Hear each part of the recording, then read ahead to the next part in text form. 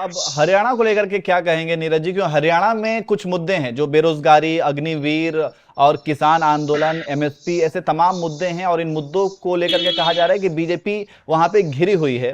तो क्या इस बार हरियाणा में सत्ता बदल रही है? आपका क्या? देखिए, जी। मैं बता रहा हूं, हरियाणा में नहीं, लोकसभा चुनाव के अंदर अगर विपक्ष का जो इंडिया गठबंधन था उसमें सीट शेयरिंग में अगर थोड़ा सा भी फेरबदल बढ़िया से कर दिए होते तो लोकसभा में केंद्र की सत्ता बदल गई होती। जो आपने कहा, महंगाई, जी। बेरोजगारी, किसान, ये तमाम मुद्दे केवल एक हरियाणा के नहीं नियाज भाई, ये पूरे देश के मुद्दे हैं। जी। अब मजबूरी ये हो जाती है जनता की कि जनता अपना लोकसभा उम्मीदवार या विधानसभा का देता है तो होता है सदन में, लोकसभा में और विधानसभा में ही पास होता है, 5 साल बाद उसका इंतजार करना पड़ता है। जी। अब चीजें ये है कि हरियाणा में मुख्यमंत्री का बदलना, हरियाणा की जो पहलवान बेटियां थी उनका धरना पे बैठना और प्रधानमंत्री जी का एकदम चुप रहना, बंगाल के अंदर घटना होना, भारतीय जनता पार्टी के सभी नेताओं का हर प्रदेश में जाकर प्रेस कॉन्फ्रेंस करना, और वहां पर सबसे बड़ी चीज यह है जो किसान की आपने बात किया है। जी। आपने देखा था कि अभी किसानों का जो 750 से ऊपर किसान शहीद हो गए, आज तक सरकार डाटा नहीं दे पाई।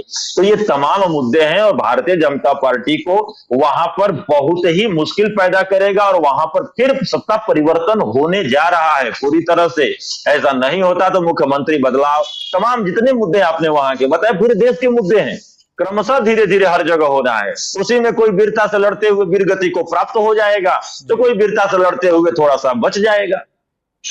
जी, आपने किसानों की बात की कि वहां पे किसान का मुद्दा किस तरीके से गरमाया और खास करके हरियाणा में इस बार हरियाणा विधानसभा चुनाव में ये एक अहम मुद्दा बनने वाला है। लेकिन इसी बीच जो है बीजेपी के एक सांसद हैं कंगना रणावत, वो अभी बयान उन्होंने दे दिया कि किसान आंदोलन जो चल रहे थे वहां पे रेप जैसी घटनाएं, लाशें लटकी हुई थी।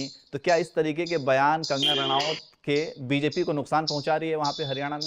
क्या क्या कंगना रनावत को आप राष्ट्रीय पर्सनालिटी मानते हैं क्या? उनके बयानों के आधार पे भाजपा को बोलना पड़ा कि तुम चुप रहो। एक कहावत होती है कि बेमतलब का एक आदमी अपने को हाईलाइट करने के लिए, अपने को बीच में लाने के लिए एक होता है इनमेच्योर की तरह बयानबाजी देता है। अरे एक वो है, हीरोइन है, मूवी बनाती है, फिल्मों में मनोरंजन करती हैं, उस पर वो बात करें। जी। किसानों का दर्द वो नहीं समझेंगी। किसान जो है ना, यूनिवर्सल समस्या का समाधान करता है जिसको रोटी बोलते हैं। जी। समझ रहे हैं? और रोटी सब खाता है, कंगना रनावत ईंट पत्थर नहीं खाती हैं। आज जिस जैसी उनकी मानसिकता रहेगी वैसे ही किसी भी आंदोलन में उनकी वो निकल कर आएगी कि रेप होता है, ये होता है। रेप तो उनकी सरकार करवा रही है, एनसीआरबी का डाटा आप देख रहे हैं। जी। प्रतिदिन 90 रेप हो रहे हैं, 28% उसका न्याय का मिलता है। दूसरे की सरकार में होती है तो इनका प्रेस कॉन्फ्रेंस चलता है, अपनी सरकार में होती है तो उस पर मिट्टी डाला जाता है। कंगना रनावत इतना ही बोलती है महिला के प्रति, अगर वास्तव में महिला है, इंसानियत है, तो सरकार के अगेंस्ट में आके बोले कि महाराष्ट्र के अंदर बदलापुर में हुआ है। यह मतलब बेशर्माई की हद भाजपा पार करी वहां पर कि महाविकास आघाड़ी के विपक्ष उसमें खिलाफ में जाकर इनके लोग वहां पे धरना दे रहे हैं, महिला संगठन इनके।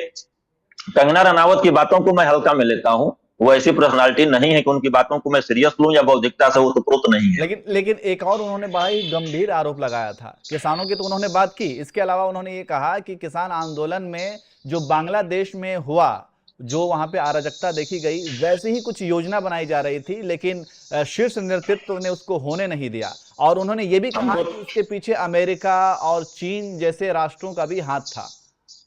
बात ऐसा है ना, जैसा अगुआ होता है, जो सेना होती है, अगर एक बकरी को शेर के झुंड का दे देंगे आप नेतृत्व करने के लिए तो पूरा का पूरा बकरी हो जाते हैं, और शेर को बकरी का झुंड देंगे तो वो पूरे शेर बन जाते हैं। अब रही बात, कंगना रनावत को रत्ती मात्र भी जो है विदेश नीति की जानकारी नहीं है जी। और ऐसे ही सांसद बन गई हैं। अगर अमेरिका का या अन्य देशों का हाथ था तो जिस पार्टी की ये सांसद है और केंद्र में सरकार है, क्या वो मतलब हाथ बांध के बैठे रहे हैं क्या?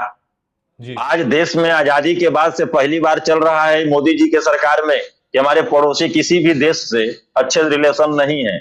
एक नेहरू जी हुआ करते थे कि विश्व के तमाम कमजोर देशों को मिलाकर थर्ड फ्रंट खड़ा कर दिए। आज उस स्थान पर भारत है कि कहीं मध्यस्थता कर रहा है।